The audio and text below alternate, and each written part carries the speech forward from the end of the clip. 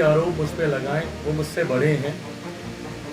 वो माने नहीं माने, मेरे वो चाचा थे, हैं, रहेंगे। इस रिश्ते को कोई नहीं बदल सकता। पिता के नाम का पर्याय बन गया है हाजीपुर। नमस्कार, आप देख रहे हैं डीएनडे न्यूज। मैं हूं आपके साथ रिंकी वाजपेयी। आपको बता दें, एनडीए में शामिल होने के बाद चिराग पासवान ने बातचीत करते हुए बताया है कि उन्हें हाजीपुर लोकसभा सीट क्यों चाहिए। उन्होंने कहा है कि यह सीट उनके पिता रामविलास पासवान का पर्याय बन गई है।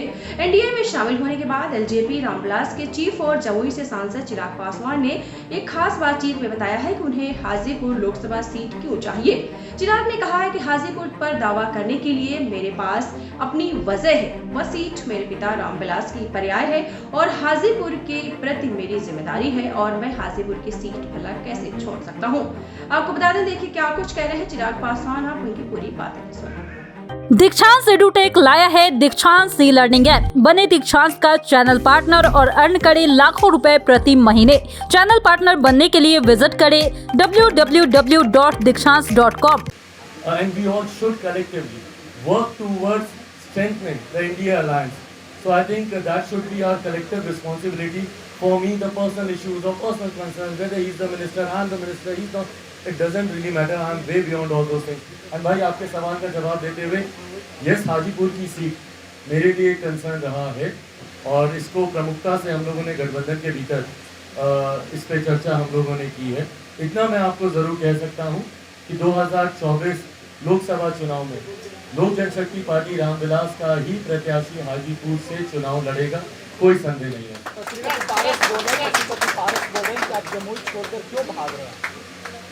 भाई वो जितने भी आरोप मुझ पे लगाएं वो मुझसे बड़े हैं। वो माने नहीं माने, मेरे वो चाचा थे, हैं, रहेंगे। इस रिश्ते को कोई नहीं बदल सकता। मेरे पिता के जाने के बाद मैंने उनमें ही पिता की छवि को देखा है और वो सम्मान उनके प्रति मेरा आज भी है। इसीलिए आज तक 2 साल बीत गए भाई, मैंने कभी भी अपने चाचा जी पर, अपने भाई पर कभी कोई टिप्पणी मैंने नहीं की, ना ही मैं करूँगा।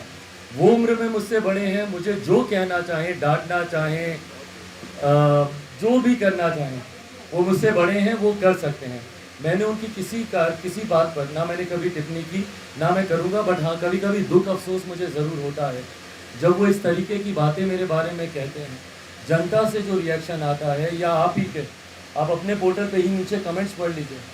भाई हूँ तो बेटा ना उनका, मेरे पिता के बारे में कोई ऐसी बातें कहेगा, दुख तो होता है ना। तो वो जिस तरीके की बातें उनके बारे में कमेंट्स में कही जाती हैं, मैं मानता हूँ ये सारी बातें सार्वजनिक तौर पे करने का कोई मतलब नहीं है। ये सारी बातें जनता के बीच बोलने का, आपको सीटों की चर्चा करनी है, गठबंधन के भीतर बैठ के ना आराम से कीजिए। पर ये बातें जब पब्लिक डोमेन में खबरें बनाने के लिए की जाती हैं तो जनता भी इसको नहीं स्वीकारती है और बहुत नकारात्मक प्रतिक्रिया आती है, बहुत नेगेटिव रिस्पॉन्सेज इस पर देखने सुनने को मिलते हैं। जो एक बेटा होने के नाते मेरे पिता तुल्य मेरे चाचा जी के बारे में जब मैं ये सारी बातें पढ़ता हूँ या सुनता हूँ, मुझे नहीं अच्छा लगता। पर मैं आपके सवाल का जवाब देते हुए, ना मैंने कोई टिप्पणी की, वो मुझ पर कोई भी आरोप प्रत्यारोप लगाए, ना मैं करूँगा। एलजेपी और पारस दोनों पार्टी मत में किसी से जुड़ा? भाई मैं जिस परिवार से आता हूँ उस परिवार में ये तमाम फैसले परिवार के बड़े लेते हैं। मेरे पिता जब तक जीवित थे ये तमाम फैसले उनके द्वारा लिए जाते थे। उसके बाद परिवार के फैसलों की जिम्मेदारी परिवार के सबसे बड़े सदस्य मेरे चाचा जी की है। तो कोई साथ आएगा नहीं आएगा, ये फैसला लेने का अधिकार सिर्फ उनके पास है। मुझे लगता है वो ये फैसला ले चुके हैं और कई बार इसकी घोषणा भी कर चुके हैं। उन्होंने तो यहाँ तक कहा कि सूरज पश्चिम से उग जाएगा पर चिराग से मेरा कोई समझौता नहीं होगा। तो मुझे लगता है कि वो फैसला ले चुके हैं। मेरा सवाल ये कि आप 40 सीट जीतने की बात कर रहे हैं बिहार में, एनडीए को मजबूत करने की बात कर रहे हैं, तो आपको लगता है कि बिना मर्जर के आप दोनों पार्टी को लोक जनशक्ति पार्टी फिर से अपने पुराने रूप में आ जाए? मुझे नहीं लगता कि ऐसी कोई कंडीशंस अप्लाइड होने की ज़रूरत है। जनता का विश्वास आप पर होना सबसे बड़ी प्राथमिकता है। और आज की तारीख में भाई मैं बड़ी बात नहीं कर रहा, अगर मैं कर रहा हूँ तो प्लीज़ आप में से कोई मुझे टोक जरूर दीजिएगा। बट जो रिस्पॉन्स दीक्षांत एडुटेक लाया है दीक्षांत डिजिटल क्लास। दीक्षांत डिजिटल क्लास का उपयोग कर छात्र बना सकते हैं पढ़ाई को बेहद आसान और मजेदार। दीक्षांत डिजिटल क्लास को स्कूल में बैठकर देखना है तो पेन ड्राइव और स्मार्ट टीवी बनेगा सही माध्यम। चलिए अब ये भी जानते हैं कि दीक्षांत डिजिटल क्लास का फी स्ट्रक्चर क्या होगा। नर्सरी से लेकर यूकेजी के लिए 7,000, नर्सरी से लेकर दूसरी कक्षा के लिए 12,000, नर्सरी से लेकर 5वीं तक के लिए 18,000, नर्सरी से लेकर 8वीं तक के लिए 24,000, नर्सरी से लेकर 10वीं तक के लिए 30,000।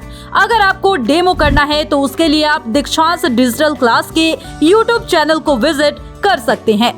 हमारे यूट्यूब चैनल को सब्सक्राइब और फेसबुक पेज को लाइक करना ना भूलें। धन्यवाद।